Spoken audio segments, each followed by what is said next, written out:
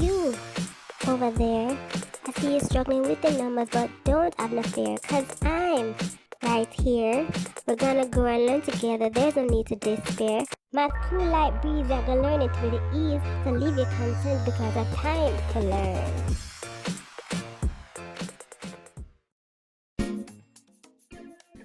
Hey guys, for today's video and the one after this one, we'll be looking at two more types of math operations. Now, we've looked at addition and subtraction through many different lessons, but today we're gonna level up a bit by exploring the basics of multiplication and how to get some results when we multiply by certain numbers.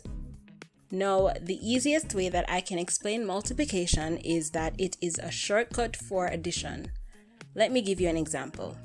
Let's say I ask you to add 3 groups of 5 together. You'd be like, that's easy. 5 plus 5 is 10 and 10 plus 5 is 15. So the answer would be 15. But what if I say, okay, now add 5 100 times? Well, it's not impossible, but it would take you some time and it would also probably take up a lot of space. So this is where multiplication comes in. How multiplication works is that it depends on the same group being added a number of times. In our example, the group was 5 and the number of times I asked was 100. We would write this as, and what this means is a group of 5 being added 100 times. Now, because of the commutative property of addition, which we discussed in the previous video, it can also mean a group of 100 being added 5 times, but those are such mouthfuls to say. So instead we read it as 5 times 100 or 5 multiplied by 100. Also, another useful word to learn is product, which is the total we get when we multiply two numbers. From our earlier example, 3 times 5, the product would be 15. Now, I won't get too advanced with this operation in this video, because trust me, it can get quite grim.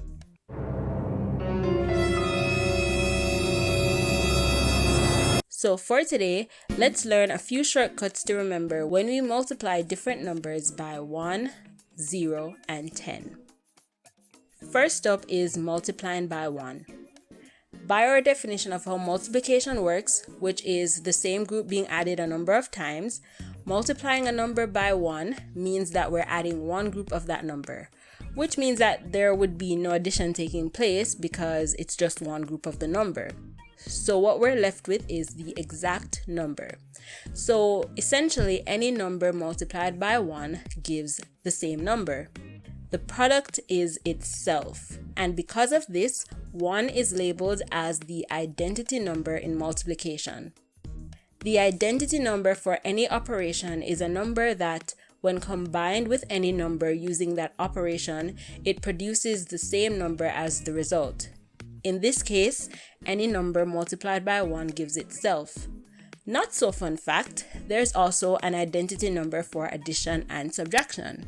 Using the meaning for identity numbers, let me know in the comments below what you think it is. Next up is multiplying by 0.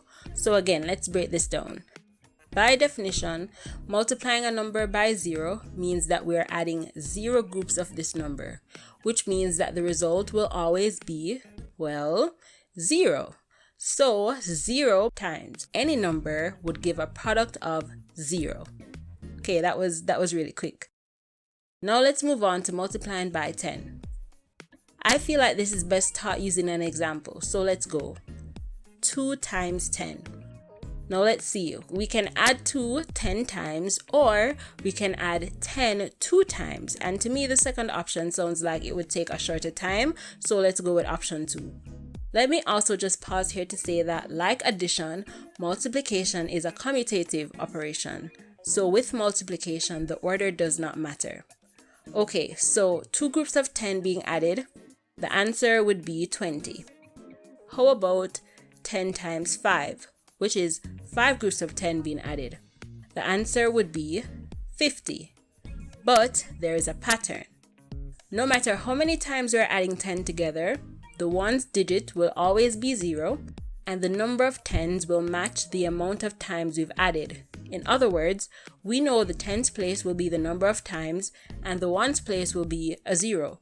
So multiplying by 10 means that the product will always be the number of times with a 0 added to it. So for example, 126 multiplied by 10 would be 1260. Now that seems easy enough, but let's dig a little bit deeper because that trick only works for integers. There's also another way to look at how to multiply by 10, and that's by using the ever so famous concept of place value. Guys, I bet you never knew how important place value was for these more complex topics, but I'm telling you. So follow me now.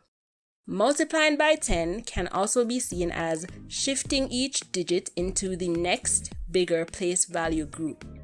So for example, 2 times 10, we actually moved 2 into the tens place and 0 became the ones digit.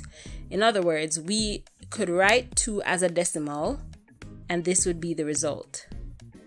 So you see that the decimal point moves 1 place to the right.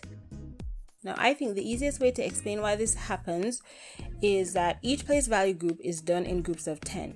And we saw this in a previous video when we were carrying digits while adding. In that video, we looked at converting place value groups and we saw that 110 would convert to 10 ones, 100 would convert to 10 groups of 10 and so on. So if we had 2, which is a ones digit, and we had 10 groups of 2, essentially we're saying we have 2 groups of 10.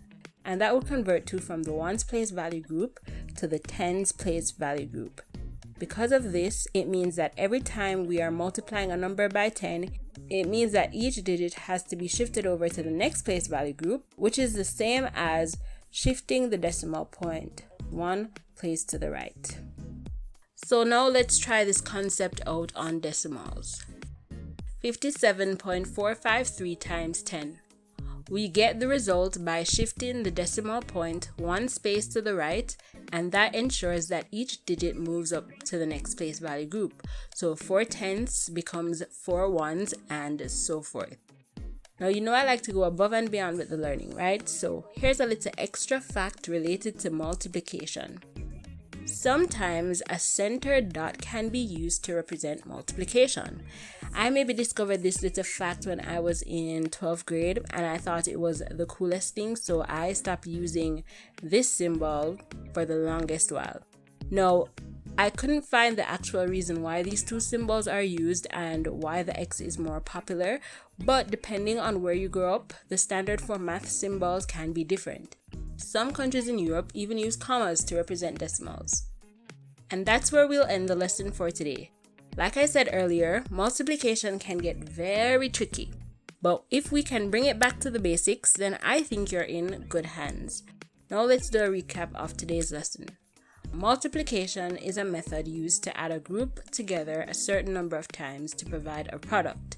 Any number multiplied by 1, the identity, will result in itself.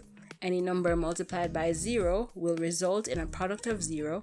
And the product of any number multiplied by 10 can be found by moving the decimal point 1 space to the right or by adding 0 if it's an integer. And that's it for today. Can you believe that there are only 2 more videos left in this volume? I don't know if I should be more excited or anxious, but all I can tell you is that I am very proud of myself for remaining consistent and also very proud of you guys for coming back to learn more every week. As usual, like this video if you enjoyed it, leave a comment below, subscribe, follow my Instagram page, and most importantly, be a friend and tell a friend. I say this because this content is definitely worth sharing, so don't keep all the knowledge to yourself. Remember, we're all in this together because math is life.